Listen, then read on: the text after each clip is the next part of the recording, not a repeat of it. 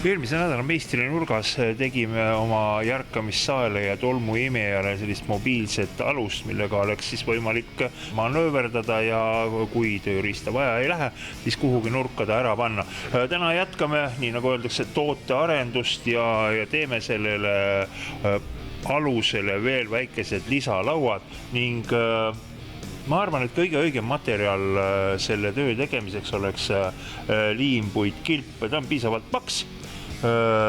Liimitud materjal on stabiilsem kui terves tükis laud ja ma võtan siit seekord siis endaga kaasa 18 paks, 200 lai ja 1200 pikk ning ka 300 lai, 1200 pikk, nii et ma saan siit 2 tükki laua laiendusteks ja siit saan veel ribad ja tükid joonlaua tegemiseks, nii et polegi palju materjali vaja selleks, et teha üks väike ja ilmselt ka kasulik lisa.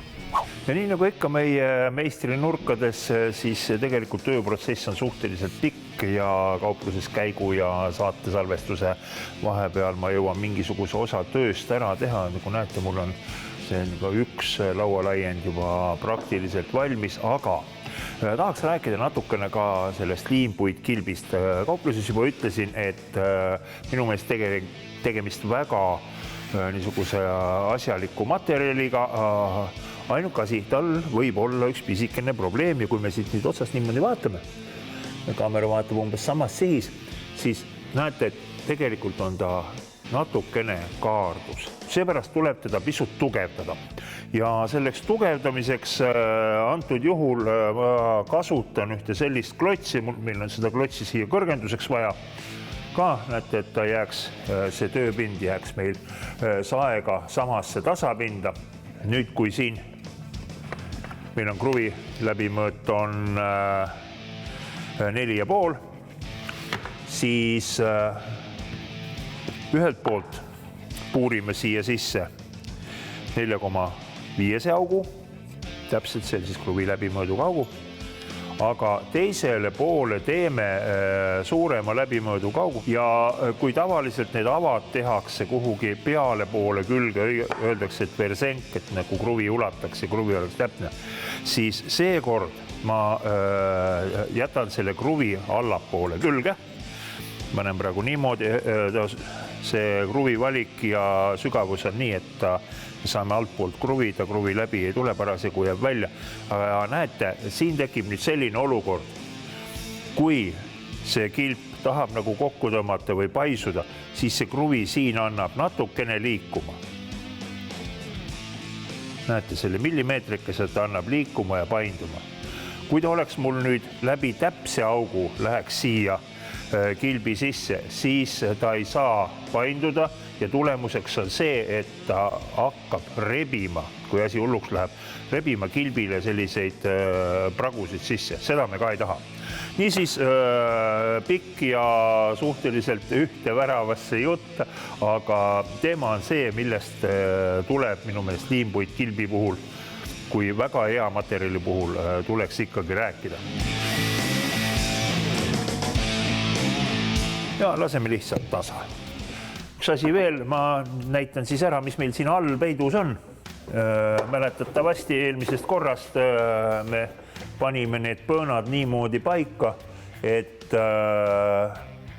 see põikliist siin 2 jala vahel on täpselt ühe selle 45 prussiku kõrguse jagu madalamal, nii see võimaldas meil nüüd seda nii-öelda lükandust siia mõnusalt alla panna.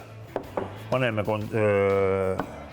nüüd need konsoolid siia üles poole ja näete, niimoodi ta paika jääbki. Ja kui nüüd kõik asjad on tõepoolest oma kohtade peal, siis tuleb ära teha ka niisugune viimane viimistlus või pindade puhastamine enne, mida siis keegi teeb, kas lakib või õlitab, igal juhul tuleb asi üle käia ja veel kord käime üle selle asja, et mina eelistan niisuguste puhastustööde juures alati võrku kasutada, seda enam, et võrgust kõik tolm pääseb hästi läbi selle tööriistatalla tolmuimejasse ja põhimõtteliselt neid võrkusid on ka mitmes jämeduses. Mul on siin 2 näidist väljas, aga kui te võrkusid ka kasutate ja lihvpabereid kasutate niisuguste lihvabivahendite või ka masinate juures, siis ärge unustage seda ära, et mingil hetkel ikkagi see võrk ammendub, ka lihvpaber ammendub ja siis tuleb ta välja vahetada. Seepärast, et iseäranis masinate juures, kui te kasutate nüri, paberit või võrku, te põhimõtteliselt rikute selle krapsupinna ära ja siis on kahjud juba oluliselt suuremad. Ja nii nagu ikka, tuletame meelde Mirka hüüdlauset, tolmuvaba lihvimine.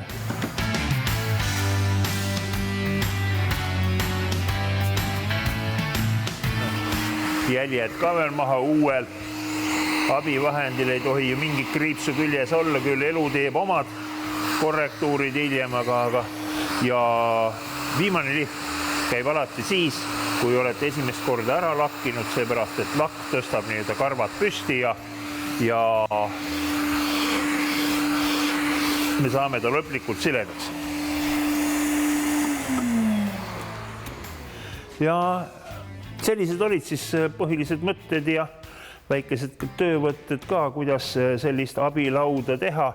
Jäi meil kasutamata veel see kitsam kilp, millest pidime tegema joonlauad. Selleks, et joonlauad paika panna, peame leidma fikseerimisasendi saele. Sael on siin oma augud sees, paneme siia väiksed kruvid ka sisse, et iga asi on oma koha peal. Ja ma usun, et garaažitöökojas täiesti tore ja kasulik abivahend ning iseäranis suvisel ajal, kui vahest tahame ka õues toimetada päikse käes rattad all, saame liikuda ja teha.